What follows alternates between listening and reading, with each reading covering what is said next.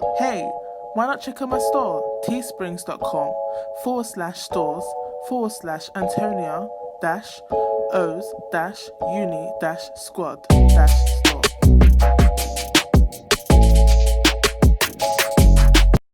Hi guys, my name is Antonia and welcome to the Antonia O's Uni Squad channel. Today I just want to quickly just go over a few points that I've learned from being at level 6 in early childhood studies and what I would like to bring to you. If you're doing early childhood studies and research module level 6, you're about to embark on any research into your degree, and things that I've learned that is very impactful is knowing the difference in practice from your level 6 to from level 5 to level 6, and things that you should not do, things that the university are expecting you to do, and the things that I advise for you to avoid when doing your research plan. Because having a form for your ethics get rejected, or your application for your ethics get rejected, and being, told that it's not for human participation or anything along the lines of that is not an easy experience to overcome so um, so briefly. Because that may result you for doing a desktop study, which result in that you cannot do your research with participants, that you would have to resort to doing your research via the computer. And I'm sure most of you out there would love to do your research in a setting, obviously COVID permitting. So let's get to it. So the main thing that's top of my head that I just want to get out there first is surrounding observations. Now, in level 5, when you're doing your observation planning and you're learning about observations and different types of research approaches, etc., you get told that you can observe, obviously with permission, with the gatekeeper, which is the manager or the head teacher of the school or setting, etc. And you can have a sheet, like a pro forma, where you fill in these sheets in, and you can have a tick or just add notes in, or this the different forms of doing some observations uh, that you get taught. However, when it comes to the actual dissertation, which is your own research, universities are very reluctant in accepting any research plans that has observation in it. It must be justified. It cannot be done just willy nilly. I'm just going to go and observe 5 children in playing in a playground, and or whatever title that you may have for your dissertation, even though it may sound fantastic and it would really benefit your research, your findings, or matching with your readings that you got with it, it has to be justified. Like, if you don't do observations, your research will just collapse. It would not happen, or something like that. It has to be concrete. Obviously, they will see if it's truthful or not, if it's gonna be a complete disaster. But if it isn't, and you can manage without it, they'll either suggest for you to do something else, which is not observation, or they'll just say to you, well, yeah, you're just gonna probably have to do desktop study, especially if it's so close to crunch time for your deadline for ethics approval.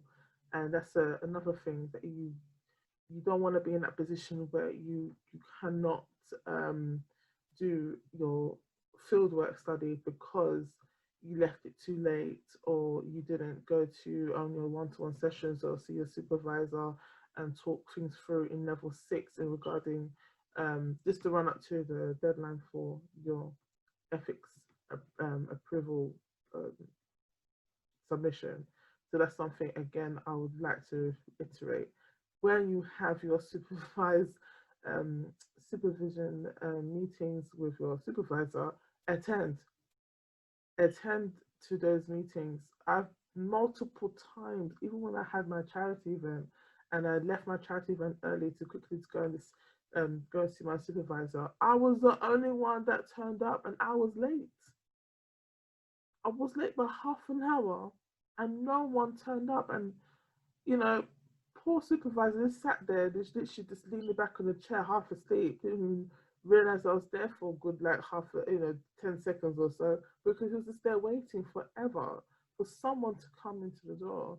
And I was the only one that did so. But hey ho, the positive side, obviously I had him to myself and was able to show him what I was planning and doing, whatever. And he read some of my stuff and he gave me feedback without any prying ears, even though it's a safe space. But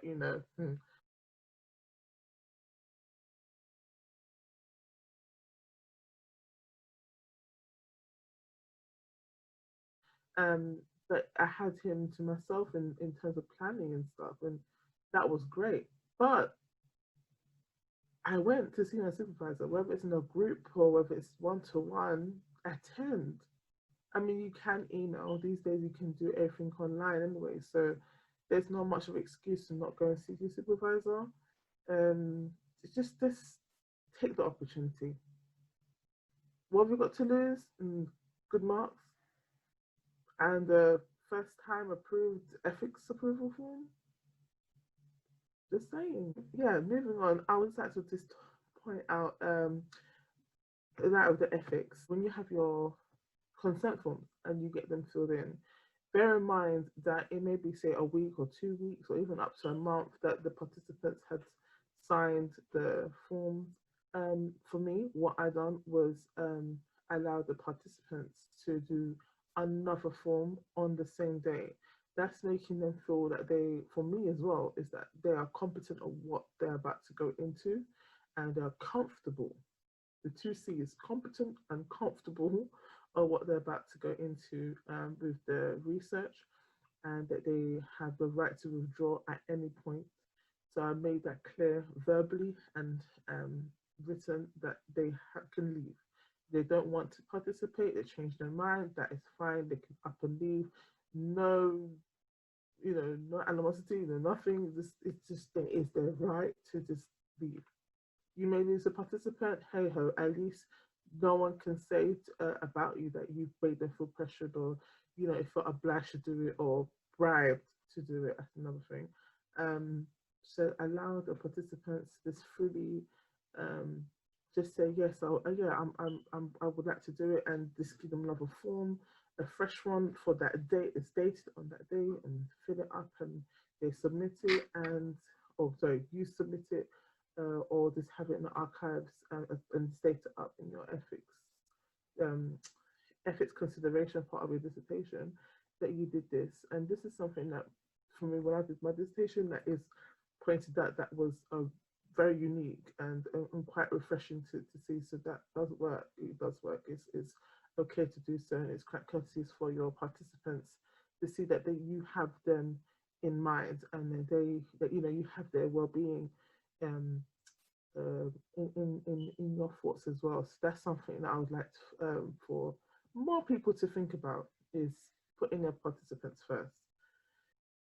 And yes, one thing, when you go and do your interviews, which is most likely that you'll be doing, which is a open-ended conversation interviews, recorded, consented interview, interpretivist, most likely, which is under a BA. You'll learn about interpretivist if you don't know what interpretivist is already. But when you do your dissertation and your question is your interview, bear in mind is that you have a notepad. You have a notepad when you're doing your research. Don't just sit there and then thinking, oh my gosh, okay, because nerves starts picking up when you start feeling nervous, especially if you're not a journalist or you haven't done any interviews before.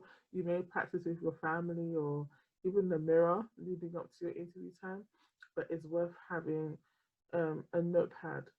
So as you're writing notes, so the person's talking to you, some may be more vocal than others.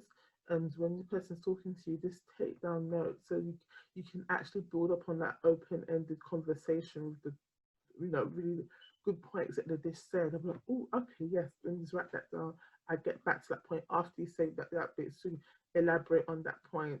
And you never know, that small or big piece that you just captured may actually bring your levels up, your grades up in your research, because you may bring in something fresh or brand new that hasn't been seen before, that perspective hasn't been amplified enough, and or just literally something that can actually benefit the theory that you've been reading, that you just brought in.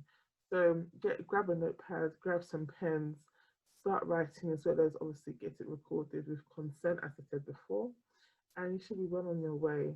This is a fun time. This is a fun time. This is a time where you can pretend to be a journalist, but technically you are. Research a, with an unbiased persona, your position. You're just there to learn.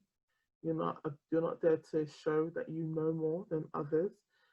That's your positionality. You're there as a learner. You know who you are. You're a undergrad student, and you want to you're from early childhood studies or for business or whatever the case is, but you're there to learn, and you want your participants to feel that their views are valued and that you are there to listen and being enlightened by their knowledge and their experience, and you just giving them that ear that they may longed for a long time, because a lot of participants, for example, practitioners, early years, TAs, sometimes they feel like they're not being listened to or heard enough.